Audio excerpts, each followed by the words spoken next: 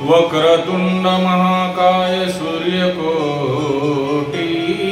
समप्रभ निर्विघ्नं कुरु मे देव सर्वकार्येषु सर्वदा।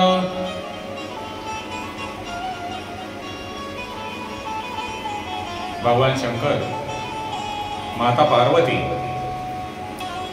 आणि भगवान श्री गणेश यांना त्रिवार वंदन करून आजच्या भागामध्ये आपण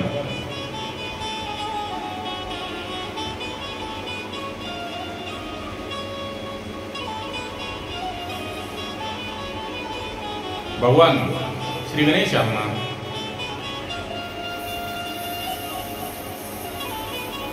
त्यांचे वडील भगवान श्री शंकर आणि इतर देवी देवतांनी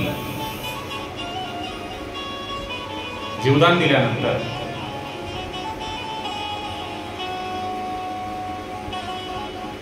कार्तिक स्वामी आणि भगवान श्री गणेश हे दोघे बंधू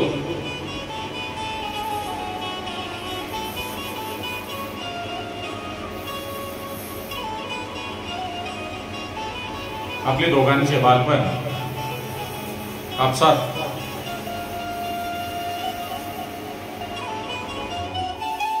खेळण्यामध्ये घालवल्यानंतर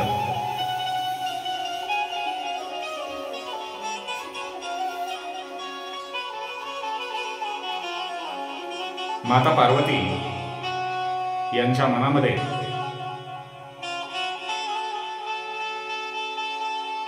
श्री गणेश आणि कार्तिक स्वामी या दोघांच्या विवाहाची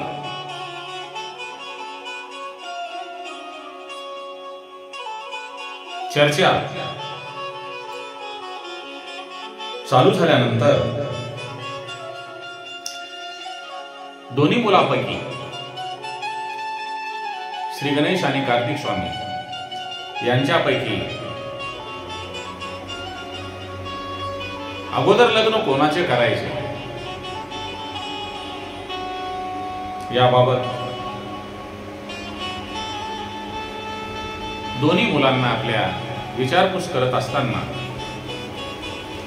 भगवान श्री गणेश आणि कार्तिक स्वामी हे दोघेही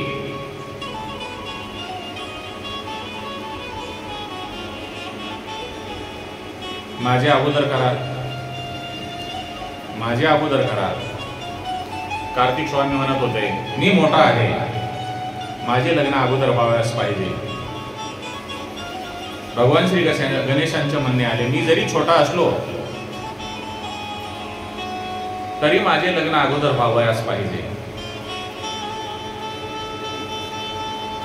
या दोघांच्या हट्टांचे शिव पार्वती यांना हे लग्नासाठी आपसामध्ये भांडतायत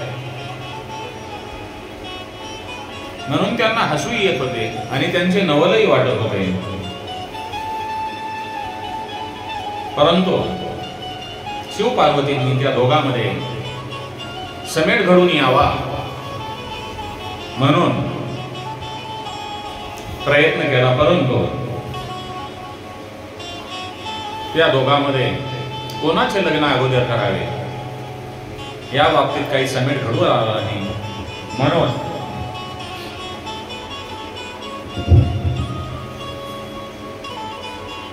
शिव पार्वतींना आता या दोघांपैकी गणेश आणि कार्तिक स्वामींपैकी कोणाचे लग्न अगोदर करावे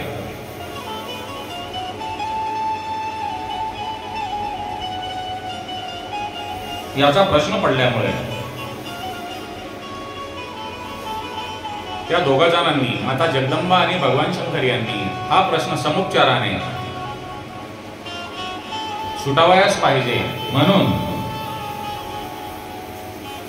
त्यांनी त्या दोघांच्या विवाहापूर्वी एक अट ठेवली। ती अट कोणती? दोन्ही कुमारांना शिव पार्वती यांनी जवळ बोलावून घेऊन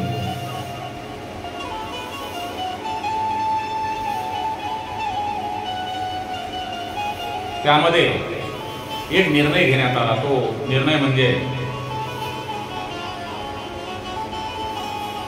शिवपार्वती आपल्या दोन्ही मुलांना म्हणतात, ते मुलांनो, ते बाळांनो,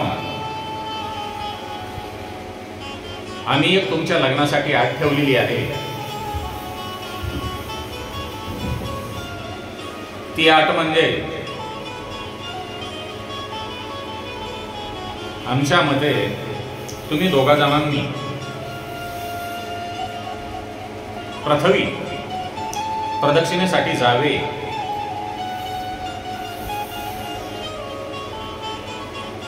जो कोणी या पृथ्वीची परिक्रमा करून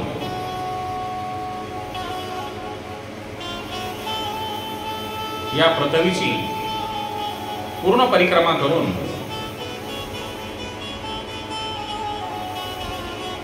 जो पहिल्यांदा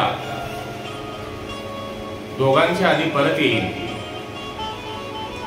त्यांचा विवाह प्रथम करायचा. ही अट मंजूर असेल तर बोला, असे शिवपार्वतींनी आपल्या दोन्ही मुलांना सांगितल्यानंतर श्री गणेश आणि कार्तिक स्वामी यांनी दोघांची अट मान्य करून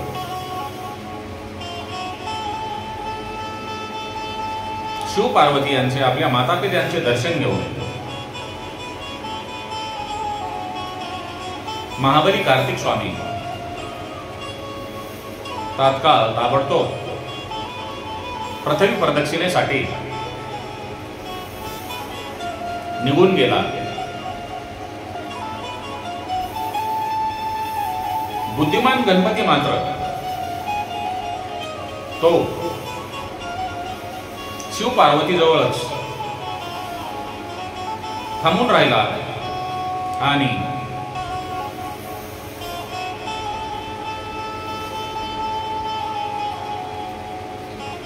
स्वतःशी विचार करू लागला. गणपतीचं विचार मंथन चालू असताना तो आपल्या मनाशी म्हणतो, मी माझ्या आईवडिलांची अट मान्य कशाला केली? मी एवढा मोठा माणूस, हा माझा एवढा विशाल देह, माझं एवढं शरीर कोसभरही घेऊन जाऊ शकत नाही.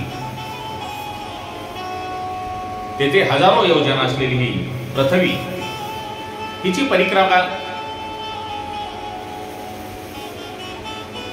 परिक्रमा मी कशी करणार? या पृथ्वीला प्रदक्षिणा मी कशी घालणार? काय करावे असा मोठा प्रश्न गणेशांच्या पुढे पडल्यानंतर तो बराच वेळ विचार करत बसून शेवटी श्री गणेशांनी एक युक्ती लढवली. त्याचे म्हणणे आले, कार्तिक स्वामी हे तर मोरावर बसून पृथ्वी प्रदक्षिणेसाठी गेलेले आहेत, परंतु माझे वाहन मूषक म्हणजे उंदीर यावर बसून माझी प्रदक्षिणा परिक्रमा कशी पूर्ण होणार? म्हणून बुद्धीची देवता असलेल्या भगवान श्री गणेशांनी एक नामी युक्ती शोधून त्यांनी यथाविधी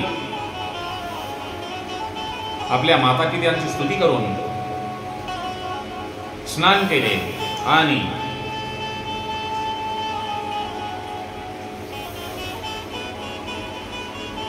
शिव मंदिरामध्ये येऊन शिव आणि पार्वतींना गणेश म्हणतात, हे पिताश्री आणि मातुश्री, हे आई बाबा, तुम्ही दोघेही एका आसनावर बसा, कारण मी तुमची पूजा करणार आहे. आपल्या मुलाचे गणेशांचे बोलणे ऐकून शिवपार्वती यांना नवल वाटले आणि ते म्हणाले, अरे गणेशा,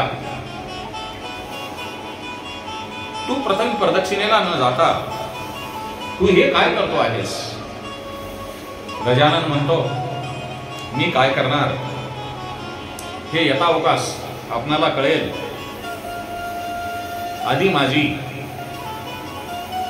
मी आपली मनोभावे केलेली पूजा स्वीकारा. गणेशांचे बोलणे ऐकून शिव पार्वतींना एकदम आश्चर्य वाटलं. ते दोघे पती पत्नी गणेशांचे आईवडील एका सिंहासनावर बसल्यानंतर गणपतींनी त्यांची मनोभावे पूजा केली आणि आपल्या आईवडिलांना 7 प्रदक्षिणा घातल्या आणि त्यांची उत्तम स्तुती केली. आई बाबा, आता ठरल्याप्रमाणे माझा विवाह करून द्या. ते ऐकून शिव पार्वती म्हणतात, गणेशा, तू हे काय बोलतो आहेस? तू आधी प्रथम प्रदक्षिणा करून ये, मगच तुझ्या विवाहाचे आम्ही ठरवू. कुमार कार्तिकेय तो केव्हाच निघून गेला आहे.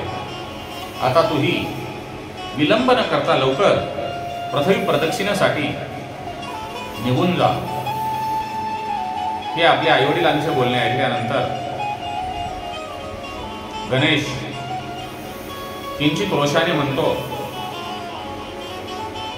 हे आई बाबा, तुम्ही दोघेही धर्मरूप आहात, महापंडित आहात. मी 7 वेळा प्रथम प्रदक्षिणा केली आहे, तरी तुम्ही मला प्रथम प्रदक्षिणा करून ये म्हणतात. हे कसे सांगतात? शिव पार्वती म्हणाले, अरे गणेश, हा विसंगत काय बोलतो बाळा? तू प्रथमची प्रदक्षिणा कशी केली आणि केव्हा केली? 7 द्वीपांनी, 7 समुद्रांनी आणि मोठ्या मोठ्या पर्वतांनी युक्त असलेली पृथ्वी तुला माहित आहे का? त्यावर गणपती म्हणतो, हो, पण जो आपल्या मातापित्यांचे पूजन करून त्यांना प्रदक्षिणा घालतो,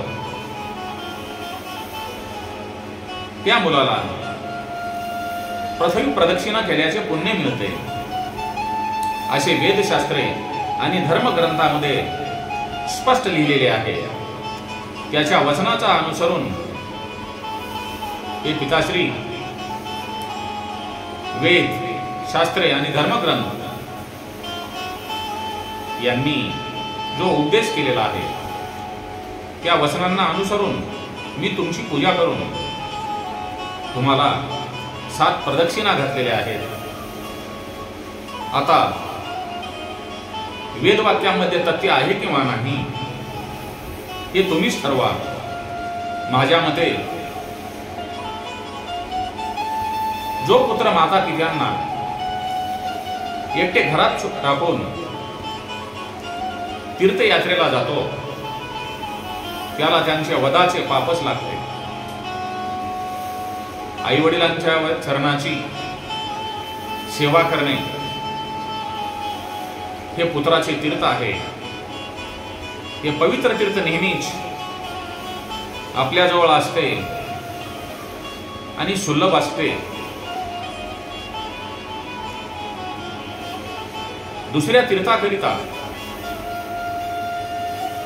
फार दूर जावे लागते. पुत्रांना आणि स्त्रियांना घरातले हेच तीर्थ उत्तम आहे. हे सर्व संगत साधन असून वेद आणि शास्त्रे हेच वारंवार सांगत आहेत. त्यांच्यावर श्रद्धा ठेवून मीही तसेच वागलो आहे. त्यातच कल्याण आहे आणि वेद व शास्त्रे असत्य होतील, तुमचे ते रूपही असत्य होईल, यात संशय नाही. तुम्ही जर माझा विवाह आता नाही करून दिला, वेद शास्त्र हे असत्य होतील. त्यामुळे हे पिताश्री, हे माता पार्वती, आपण माझा लवकरात लवकर विवाह करून द्या आणि लवकर निर्णय घेऊन माझा विवाह करा. हे भगवान श्री गणेशांचे बोलणे ऐकल्यानंतर शिव पार्वतींना फार आश्चर्य वाटले आणि त्यांनी आपल्या मुलाचे भगवान श्री गणेशांचे मनपूर्वक कौतुक करून, हे गजानना, तुझी बुद्धी महात्म्यासारखे निर्मळ आहे, तू यथार्थभाषी आहेस, तू जे सांगितलेस ते सर्व खरे आहे, त्यात काहीही खोटे नाही. ज्याप्रमाणे सूर्याच्या आगमनाने अंधार नाहीसा होतो, त्याप्रमाणे संकटातही ज्याची बुद्धी विशेषत्वाने स्थिर असते त्याची सर्व दुःखे नाहीशी होतात. ज्यांच्यापाशी बुद्धी आहे तोच समर्थ. निर्बुद्धाला कसले सामर्थ्य? बुद्धीच्या जोरावर एक सामान्य सशाने मधोन्मध सिंहाला विहिरीत बुडवून ठार मारले, अशी कथा आहे. असो, वेदशास्त्रामध्ये आणि पुराणामध्ये पुत्राचा जो धर्म सांगितला आहे तो तू पाळला आहेस. तू जसा विचार केलास तसा विचार करणे ही सामान्य गोष्ट नाही. तुझा युक्तिवाद आणि वेदसंमत वर्तन आम्हाला मान्य आहे. तू खरोखर धन्य आहेस. हे गणेशा, तुझ्यासारखा बुद्धिमान, महाबुद्धिमान पुत्र लाभल्यामुळे आम्ही धन्य झालो आहोत. आम्ही आता तुझ्या विवाहाचा विचार करतो. असे श्री गणेशावर शिव पार्वती प्रसन्न होऊन भगवान गणेशांना बोलतात.